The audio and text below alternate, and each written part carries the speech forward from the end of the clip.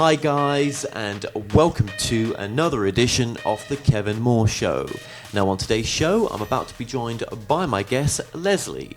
Now she's a professional astrologer with over 30 years experience, and she's been featured on Coast to Coast, The Jenny McCarthy Show, and many others. Now she's also a featured speaker at astrology conferences. Her book, The Power of Mercury, which was published by Harper Collins in 2016, is a fresh take on how Mercury shapes our essence from communications to relationships. And Leslie McGuirk, thank you so much for joining us today. Thanks for having me. So, we're going to get into all things Mercury and astrology. And just to begin with, I'd just like to ask you as well, what was your sort of background into astrology? What led you on the sort of seeker's path in a sense? I think as a child I was pretty traumatized by certain things that had happened to me, and I think trauma tends to make people more curious about how to find peace of mind. So from a very young age, I was kind of curious about how the world worked and how to navigate it. And what happened to me was that I was 5 years old and had surgery on my throat, and I actually woke up during the surgery, and I developed a really bad case of PTSD. So one of the things that gave me a lot of comfort was reading about metaphysical things when I was very young. I mean, well before I ever knew about astrology, any books I could get my hands on about how this universe worked seemed to give me some kind of peace. Absolutely. And you've had an amazing career as well. How long have you been a full-time astrologer for? I've been studying it since I was 19, and I just turned 59, so that's a long time to be studying it. But professionally, I've been doing it for about 10 years. I never wanted to be an astrologer. I was actually terrified to admit to the world that I could read charts, because where I live in Florida, a lot of people are very adamant that this is not the Christian thing to do, put it that way. I mean, I once had a lady who was helping me around my house, and she stopped helping me because she saw books of astrology in my library. And then I also had a girlfriend who told me that I was doing the work of the devil, doing astrology charts. So I think because I lived in Florida that I thought I didn't want to get involved with something that was going to be so controversial. But I was writing and illustrating children's picture books. I've been a pretty well-known designer for most of my career, but the highest version of my astrology chart is actually to be an astrologer. So the universe conspired to make it so that this was clearly what I was supposed to be doing. Now, what religion was your sort of upbringing then? I was raised Catholic. Okay. And anything in that religion where it talks about astrology? Is astrology a sort of banned subject? No, never. And in fact, if you read the Bible carefully, you'll see that there's a lot of mentions of the stars and the universe and how this whole system works. And a lot of people don't realize that the three wise men who found baby Jesus were magi, and the word magi means astrologer.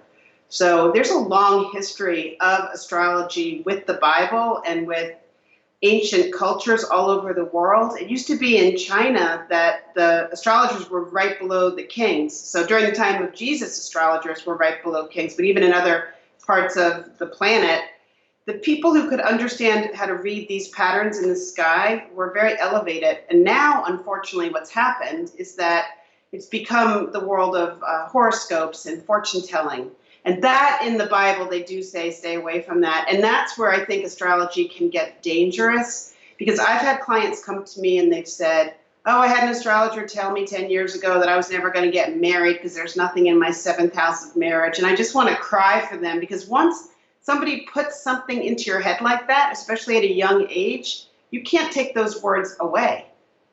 And there's still astrologers who use it not in the best way. So I'm extremely careful with words when I do readings for people. Okay, so what sort of separates you from your version of astrology to a sort of more mainstream version of astrology?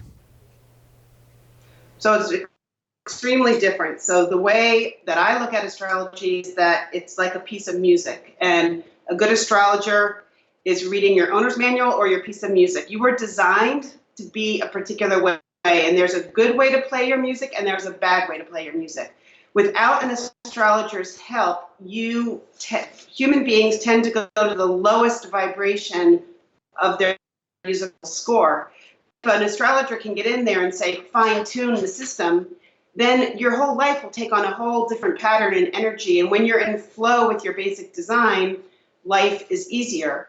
So most astrologers are not doing that. Most of them are looking at your chart and trying to predict the future or predict what you're going to do.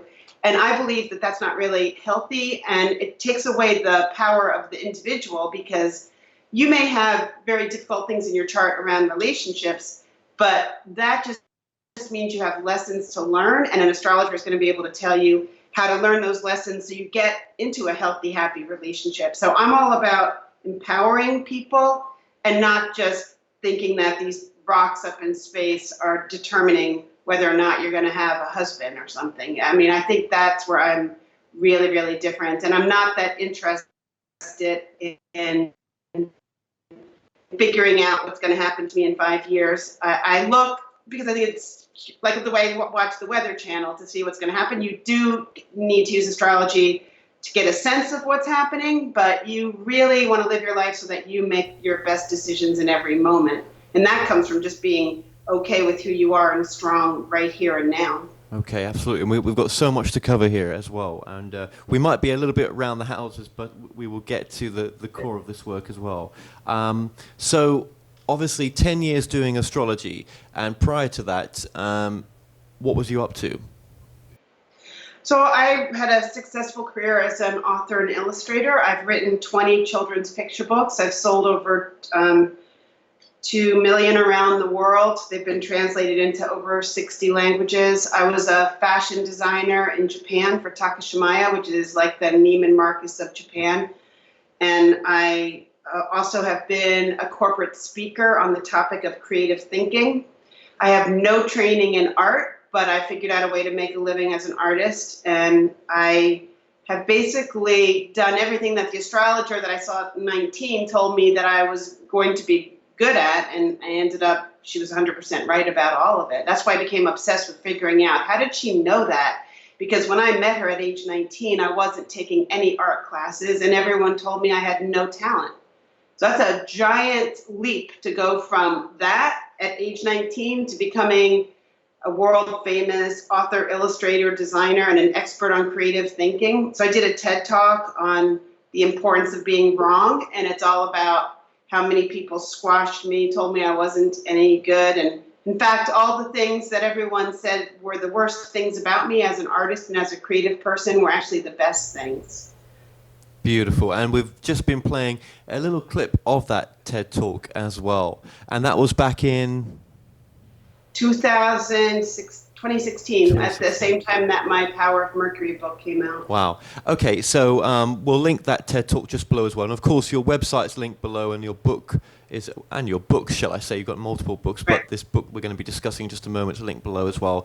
And your website is, for those watching, listening? Just my name, LeslieMcGuirk.com, and it's LeslieMcGuirk.com. Okay, right. Well, that's coming up on the screen as we talk as well.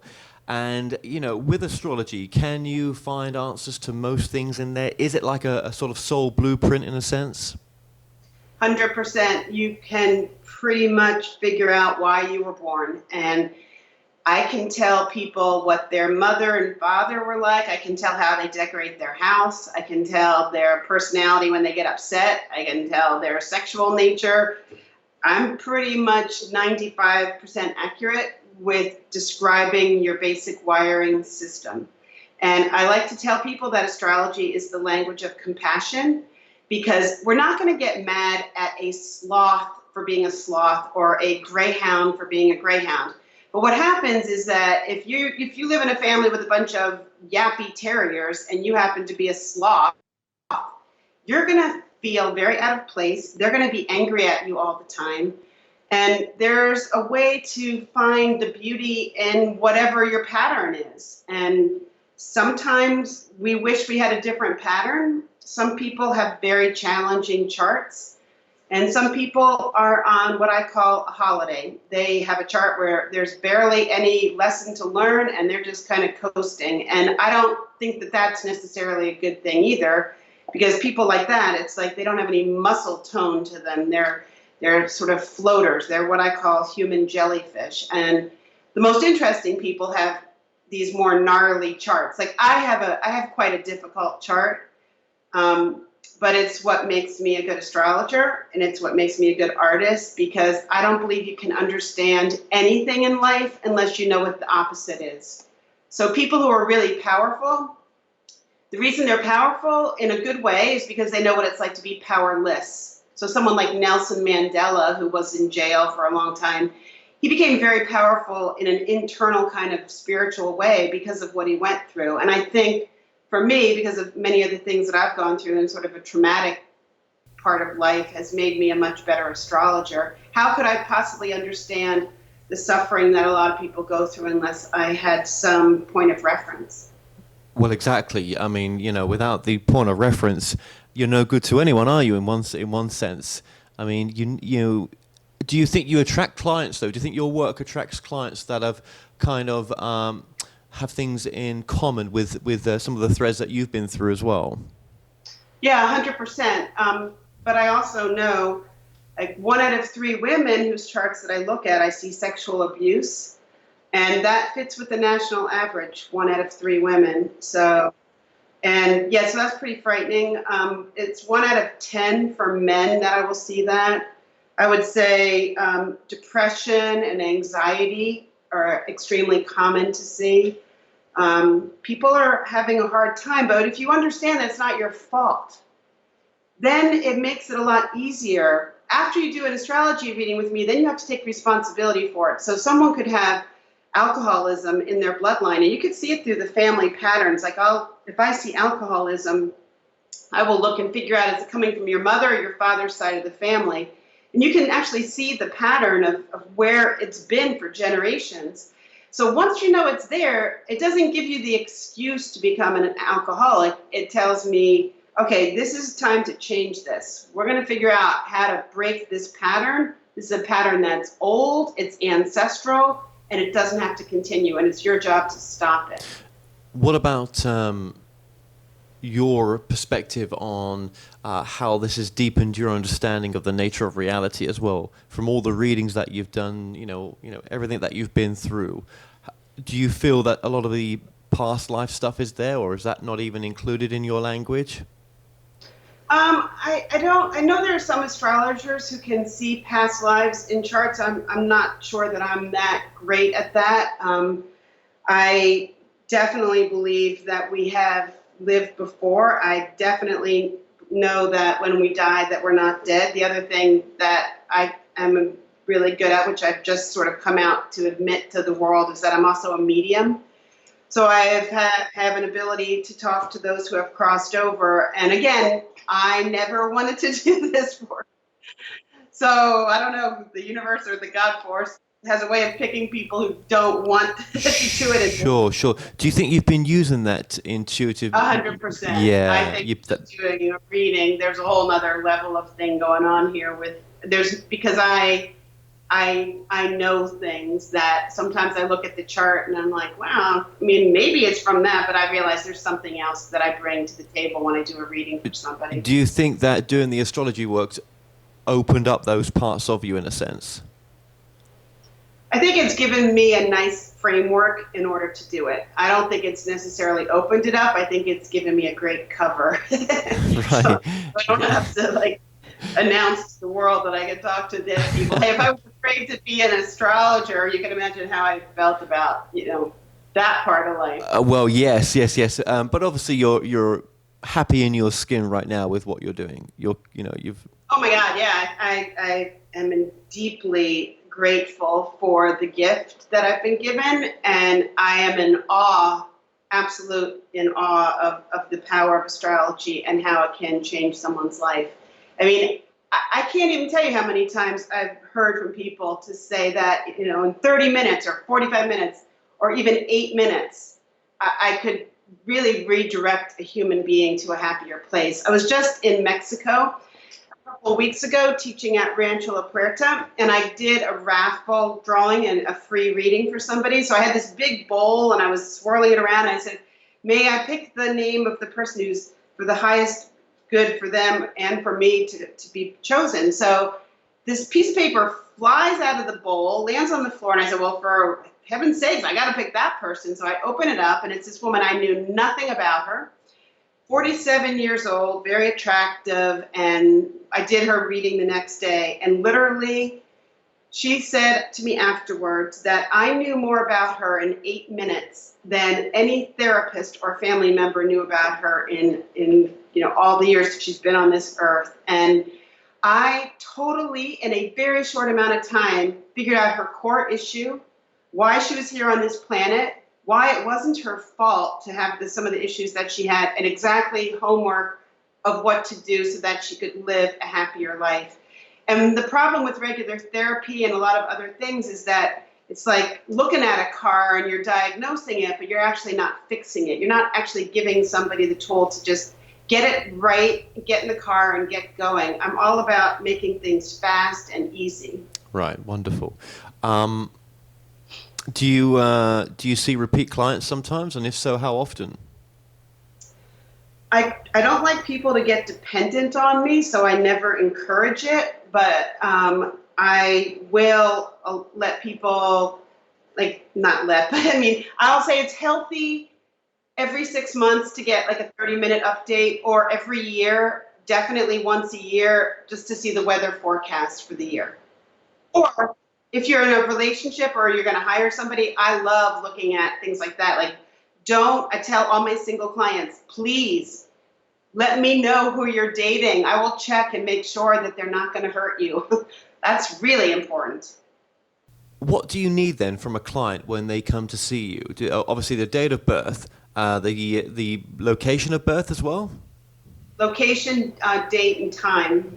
Okay, so location, would it have to be an exact location on the planet or in country? Yes. Yes, so not just country.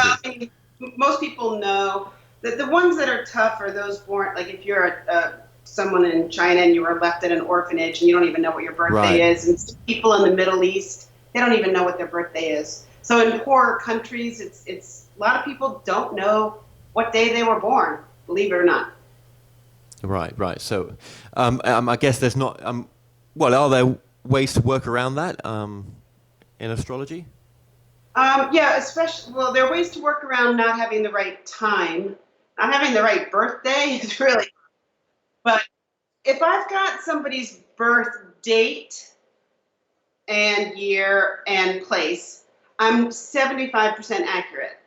But the time, it takes it's called rectifying a chart, and you have to spend a lot of time asking a lot of weird questions to figure out the actual time of birth. I can do it, but it's a very time-consuming thing to do.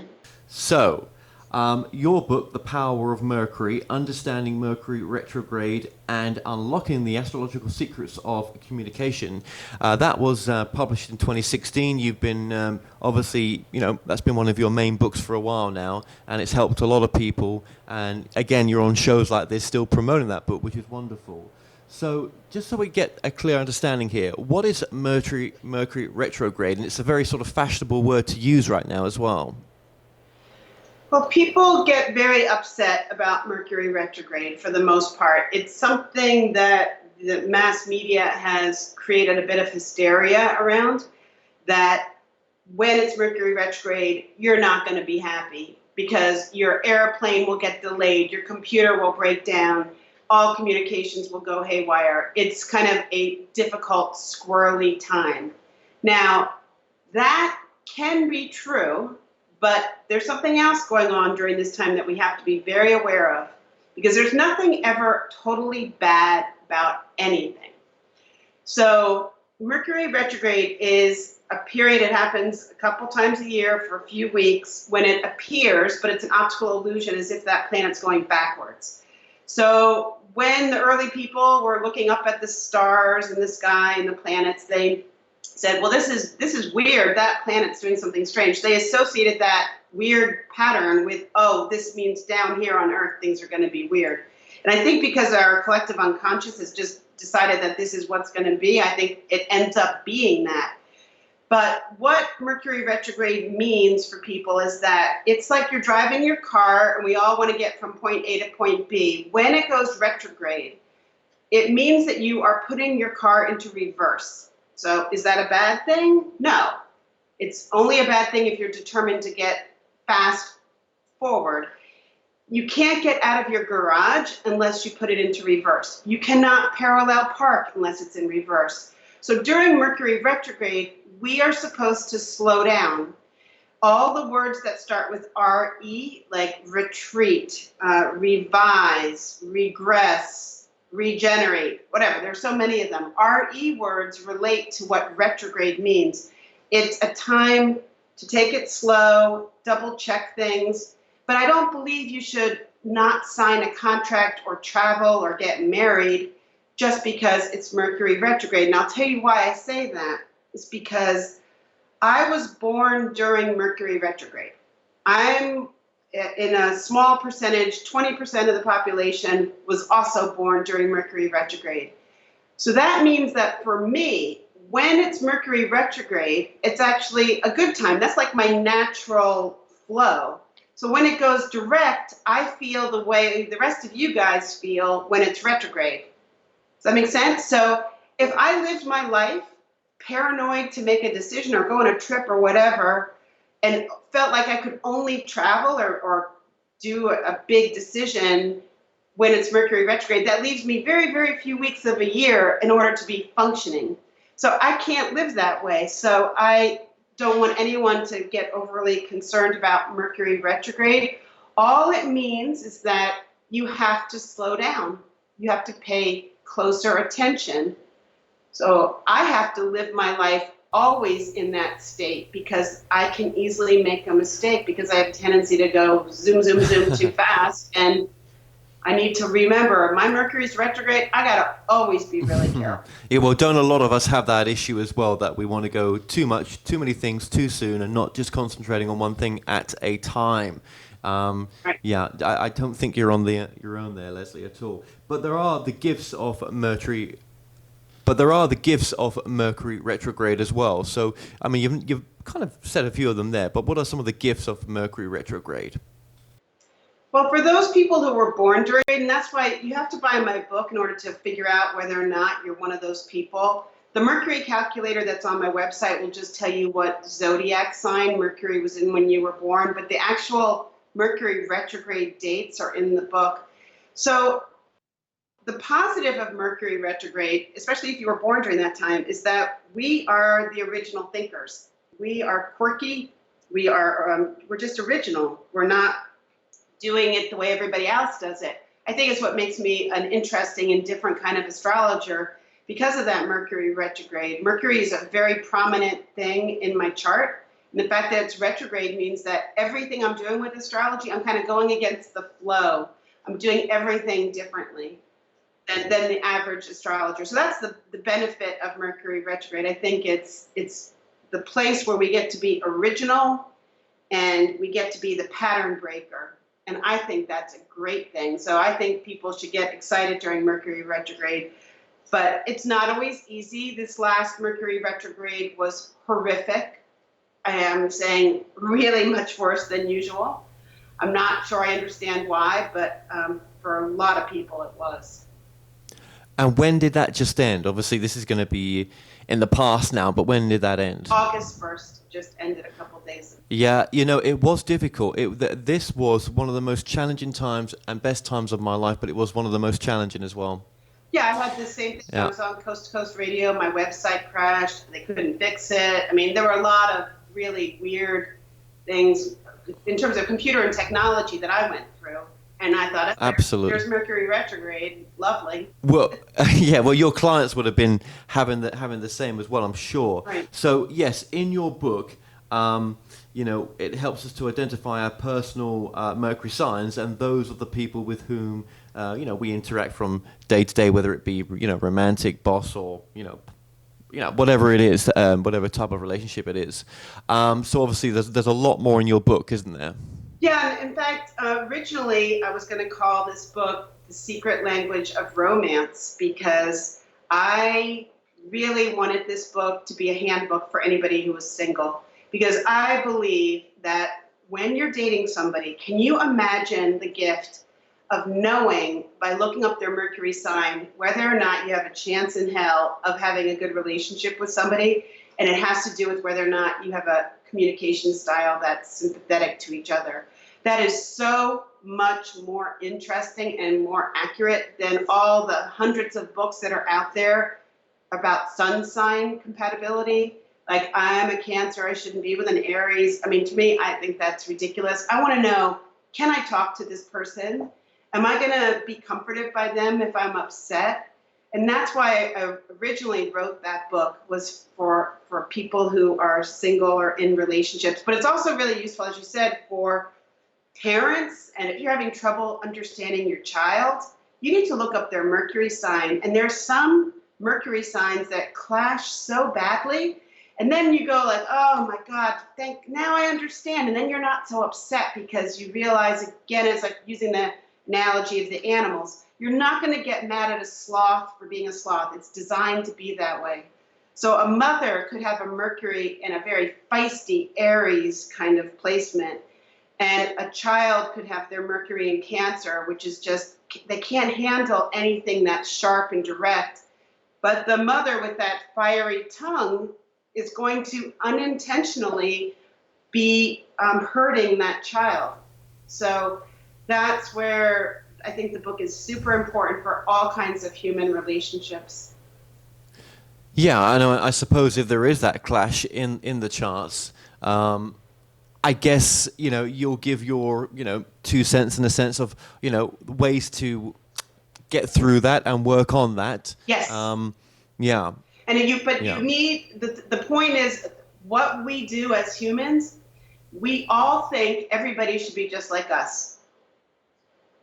So if we want soft language and mushy talk and all this romantic whatever, but our partner's like, no, I'm sarcastic, I'm witty, I'm whatever, they're totally different, we're not going to change them. They have a style of how they're designed and you have your style, but any two different things that clash, they can still work as long as you don't try to change the other person. And that's what a lot of people try to do. They want to change the other person to be just like them. And not just change, but it becomes ownership, not partnership. Right. Yeah, and I'm all obsessed with the concept of having a willing partnership and meeting people where they are. And a lot of times what people do is they point at the other person, you need to be just like me, and why are you that way? And until you understand them, it's hard to get to that level of compassion. Yeah. Now, I did try your calculator, and both me and my partner, we are exactly the same signs. Fantastic. It's one of the best things you can ever have to find someone with the exact same Mercury sign. It's really nice.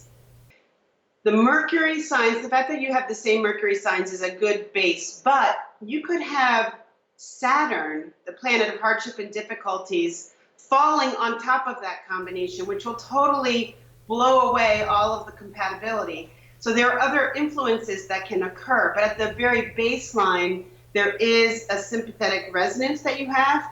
But yes. Remember, when we're talking about Mercury, we are only talking about the way that you use words, how you communicate. I'm not talking about emotional compatibility. I'm not talking about a lot of other levels of compatibility. I'm just talking about how you want to use language, how you speak with each other. Right. Okay. Where is your Mercury sign? Yeah. Well, I'll come back to you on that. I will do, probably at the end of this interview. That's interesting.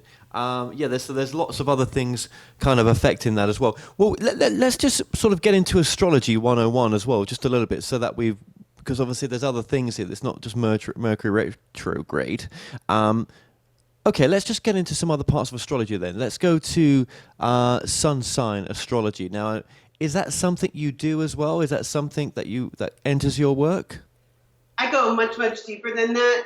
Sun sign astrology is like saying, you're a Volvo and she's a Toyota. And I'm like, I don't care. I want to know, are you a convertible? Are you diesel? Are you gas? That doesn't tell me enough. I find it like, it's just like a brand. When you say I'm a Cancer or I'm a Leo, it helps. It's kind of interesting. But in order to understand who a person is and how other people react with us, we need to know the two biggest things to know for any relationship are the moon sign and the Mercury sign. So if the sun sign is your brand, it's not going to tell me that much about what it's going to be like to be in an intimate relationship with you. When we meet somebody for the first time and we say, oh, I'm a Cancer, you're a Leo, whatever, I don't care. I'd rather have you introduce yourself to me and say, my moon is in Taurus. Okay, now I know how you're going to be when you get upset because the moon is emotions. Or tell me where your Mercury sign is. And now I know, okay, this is going to give me a much better sense of who you are. Okay, and of course, with astrology, obviously we've mentioned, romantic and, working with people, employment and everything else, but there's also health as well. Health is a big part in astrology. In the charts that you do, can you see health issues, or can you, is there ways for the astrology chart that you do to work with health issues? Yeah, 100%. You can see, I'm a real expert on figuring out trauma. I will see physical trauma. I will often see surgeries. I will, like just yesterday, I did the chart for a guy, and I said, wow, the weather pattern, you have to be really careful with your body right now because it's a little bit of an accident-prone thing that's happening. And sure enough, he fell off a ladder and really messed up his hand. And this is a guy in his regular natal chart, no health issues, never has had surgery, nothing. So sometimes I'll see it in the actual chart or I'll see it by transits. But I'm not able to diagnose illnesses. Like if somebody has a horrible disease, I don't see that. I'm not a medical astrologer. I'm more of a psychological astrologer, but I do see the physical components of it.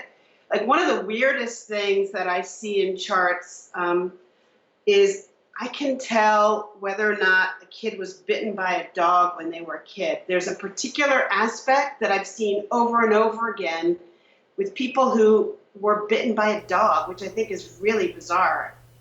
So, yeah, I can see physical trauma. That's what I'm trying to get at. Wow, that's interesting. That is. It's really wild. Yeah, that is pretty wild actually. And then when I tell people like that and they nail it, they're like, how the heck did you know that? I said, it's from doing thousands and thousands of charts. Yeah, because like you say, you've done so many charts. You know now how to form that chart and how to see it from a perspective that maybe others would look at it and think, oh, that maybe isn't so clear. Do you know what I mean? Your time served. That's what I'm trying to say. That's why I told you I've been studying astrology since I was 19, and I mean, I tell you, obsessively studying astrology my whole entire life.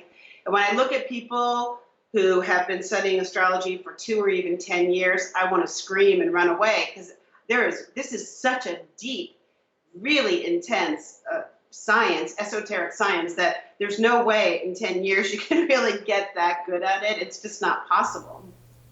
Yes, as you say, you have been doing this for a while, and I wouldn't want I would be okay with having my astrology chart read by someone that hadn't been doing it for too long, but I would prefer someone that's been, time served. I mean, but then, for people that want to get into this kind of work, what would you say, is a good way to start? I mean, is it just to start to give free readings? Is it just to start to study, or? Well, my passion right now is I'm doing webinars where I teach people how to do the kind of astrology that I do. So if anyone's interested in that, that's my obsession. I want to share the knowledge that I have. And because I write and illustrate children's books, I figured out a way to do it with design and color and art and make it playful. And I literally can get people in 8 hours to where it took me 20 years to get. I've got some students right now that have taken my webinars, and they're damn good. I mean, they're right below me in the food chain, and they've done that in a very short amount of time. And it's because I'm a really good teacher, and I figured out how to make really complicated things easy, because basically astrology is music. That's what it is. You cannot learn music by reading a book. You have to play the instrument. You have to play the music. So when I teach a webinar, I'm having you play with me in the realm of what astrology is. It comes alive. I mean, in real life when I teach, I have costumes and music and props, and I have it's called astro drama, where people actually can replicate their chart using human beings to stand in for the planets. And then you see it. And then it's just like mind-blowing, the perfection of this incredible design system. I think it's a total God thing. I think it's one of the most compassionate, beautiful things on the planet, and very few people know about it at this level that I'm talking about. Well, yeah, I mean, back in the days, I mean, astrology was the rage with some very famous people, wasn't it? And it was a lot more embraced then to, either you're, silly for not using it, basically, to embrace it into your work. But nowadays, it's looked upon as, well, I hope, with the work that you're doing, it's actually helping to, give astrology a good name. And the other thing that's very interesting is that I've now been discovered by the medical community. I am working with the head of integrative medicine at NYU. This is a big step up in the world of astrology to get to that level of, he's a famous cardiologist from South Africa. He watched what I was doing when I was teaching in Mexico, and I would move people around the room according to their Mercury sign, and he saw how accurate I was, and he said, Leslie, I got to talk to you about this, because if you're able to do that and really see the wiring of a person, this is very interesting for me as a doctor. So I'm going to be teaching with him next May in Mexico, and I'm also working with 5 other doctors. I've got a doctor up in Boston who's trying to set up a new way of healing people using all these more esoteric modalities, because Western medicine is failing us at a deep level, because we're more complicated than just a piece of machinery.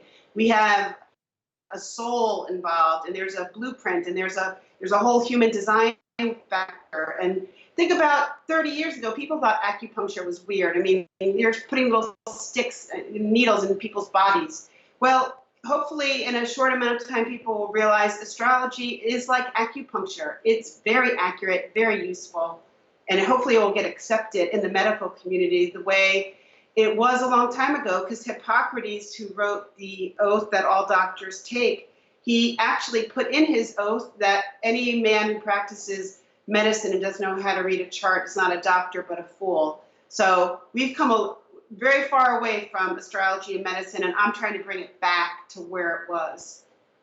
So one thing I just want to go back to as well is, obviously we talked about the moon signs, but there are less well-known influences that influence an astrology reading, and I don't know if if I can talk about this now, but you're ascended, and the sort of the role the planets have in shaping the reading that you do as well. Oh my gosh, absolutely. The outer planets are where the rubber meets the road. Without a knowledge of what Saturn, Uranus, Neptune, and Pluto are doing, then it's just baby food. All that other stuff, the sun, the moon, the ascendant. The ascendant just tells me what you look like, how you appear when people meet you for the first time. Your sun tells me what brand you are. All right, it's not that helpful in a way. The moon is interesting because it tells me your emotional makeup. Mercury tells me how you communicate. Venus and Mars are about your sexuality, how you move through life. Those are a little more complicated, more interesting. Then we get to Jupiter, the planet of good fortune, and everyone gets all excited and they think, oh, Jupiter is such a good thing. Well, guess what? Not always. Being big is not always better. Think about cancer. Cancer as a disease, it keeps growing, growing, growing. That's Jupiter. Saturn, people say, oh, I don't like Saturn. It's the planet of hardship and restrictions. Guess what?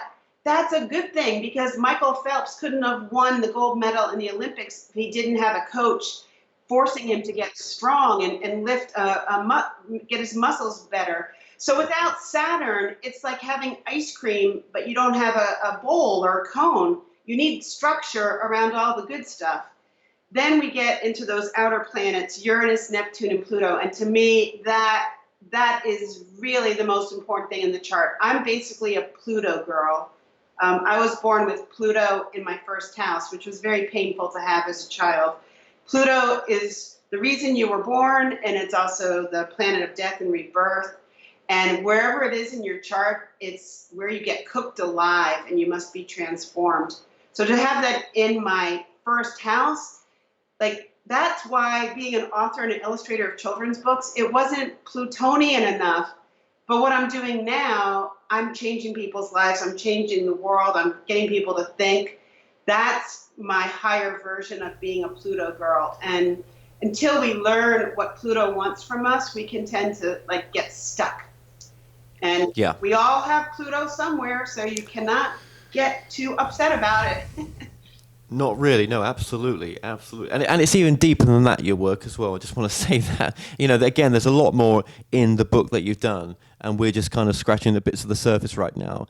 But also, some people watching this will say, well, what about astrology in our time? We're in the age of Aquarius right now. What does that mean? How is that going to affect my reading? Well, the transits that are going on right now are very challenging. These are not the easiest of times. I think human beings are being kind of pushed into transformation. Right now, Pluto is in Capricorn, so anybody who's got a lot of planets in Capricorn is going to feel like they're being cooked alive. But I believe that's also where we get tender. So all of these difficult things that are happening in our world at the moment is to try to bring all the muck to the surface so that it can be transformed. So that's how I think we're dealing with what's happening at the moment. Yeah, yeah. And obviously there's a greater understanding to astrology. I mean, you're learning all the time. I mean, in all the years you've been doing this, you must be constantly learning. I will never, ever master astrology, ever. It's like a rabbit hole that as soon as you think you've got a grip on something, there's a whole nother layer and more layers. There are all the asteroids. There's so much going on out there in this cosmic soup we live in. I mean, this is a very, very complicated designed system. I mean, think about how weird it is about those planets that are circling around the sun. They never bounce around. They just stay exactly the same speed, circling the same pathway. And think about what keeps all of that in order, and that we're part of this musical system. And those planets are all rotating and they're giving off vibrations. There was actually an article in The Economist magazine a couple of years ago having nothing to do with astrology, but talking about measuring the effects of Jupiter on the Earth. Like literally, you can measure with a machine the vibrations of what are coming off of Jupiter. Yeah, it's incredible, isn't it? It's absolutely incredible. What would you say is the most important message of your work right now? I think that people who are suffering need to know that astrology can bring peace, and it can do it in a very fast way. I spent over 20 years in psychotherapy. It didn't do half the amount of good, or not even a quarter of what astrology has done for me to bring peace of mind. And I think that we all, especially if we're in a tough time in our life, if we can have an understanding of the bigger picture and understand our role in our karmic path. This is just a big school we're on right here on this earth, and we're here to learn lessons. So if an astrologer can say, look, if you can recalibrate yourself, this is a tough time, but this is the way you're going to get through it. That's like a huge gift for humanity. And that's why I'm trying to bring astrology into the world of medicine, because I think there's a way to compassionately deal with people the way that they're created. And all of us were created perfectly. We do not need to be changed. We just need to work with what is. And that's where a good astrologer is never going to say anything negative to a person. They're always going to be able to figure out a way to make that piece of music the best that it possibly can. Are there any mistakes in life sometimes? Mistakes, that's an interesting question. Or are they just experiences? I think in every moment, people are always trying to do the best that they can do. Even people who are evil and horrible, probably in that moment they make a bad decision. They're probably in their mind doing the best that they can do. This is a crazy world we live in. It is indeed. Well, Leslie, just give us your website one more time, please. It's LeslieMcGuirk.com, so LeslieMcGuirk.com. Excellent. Okay, well, there's loads of links and things to do on that website. And again, there's the courses that Leslie's doing, and there's the book, and much, much more. I've checked the website out. It's a great website.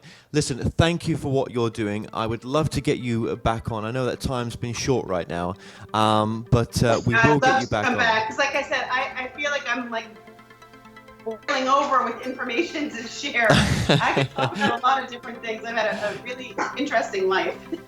Yeah, you do. Well, Leslie, just thank you so much for coming on today. And we can hear the doggy there as well, but thank you so much to both of you. See you again. Bye.